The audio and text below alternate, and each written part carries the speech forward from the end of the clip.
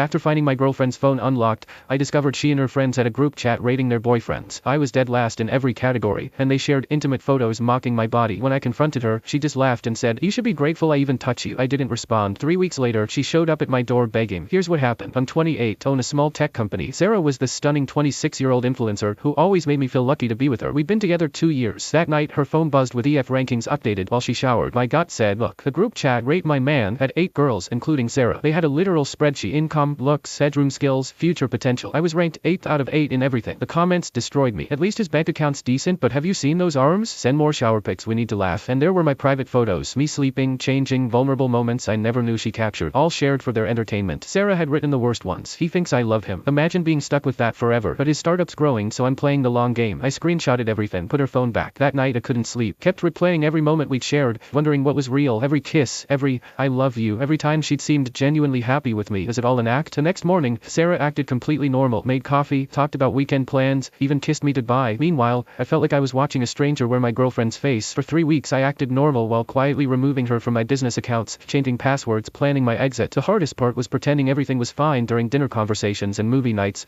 knowing she saw me as her personal ATM with benefits. I started paying attention to things I'd ignored before. How she always steered conversations toward my company's growth. How she'd subtly fish for information about our revenue and investor meetings. How she'd disappear for hours claiming content shoots, but came back without any new photos. I also noticed her friends' behavior differently now. The way Emma would smirk when Sarah introduced me. How Jessica would ask oddly specific questions about my workout routine. How they'd exchange glances when I spoke. They were all in on the joke, and I was the punchline. The breaking point came when Sarah started pushing about moving in together permanently. Think about the tax benefits, she said. We could put both our names on the mortgage. Red flags everywhere. Then I struck. I sent the screenshots to all their boyfriends simultaneously. Mark, David, James, Alex, Ryan, and Tyler. I included a simple message. Thought you should know what your girlfriends really think. Within hours my phone was buzzing with responses. Mark called Sarah's friend Emma a manipulative psychopath. David sent me screenshots of similar conversations he'd found on Jessica's phone. The group chat had been running for over a year. Sarah's friend group imploded spectacularly. Breakups happened in real time. Emma got dumped via text during her yoga class. Jessica's boyfriend Ryan showed up at her work to confront her publicly. Tyler drove to Sarah's friend Madison's apartment and collected his stuff while she was out. But the real chaos started when the girls turned on each other. Blame flying everywhere. You told me to rate him higher. Your boyfriend was asking about my ranking. The group chat became a war zone before they all started blocking each other. Sarah tried calling me frantically when her friends started reaching out confused and angry. I let it go to voicemail. Then she came home early from work, storming and demanding answers. Did you seriously send private messages to everyone? Just returning the favor, I said calmly. She tried the tears, the apologies, but it was just a stupid game defense. When that didn't work, she got angry. You've ruined everything. My friends hate me now. Good. Maybe they'll find better friends. I know I will. I'd already started moving my important stuff to my buddy Jake's place. Changed the locks the next day while she was at work. Left her things in boxes by the door with a note. You can pick these up anytime. Don't bother knocking. Now she's at my door crying, but I'm already gone.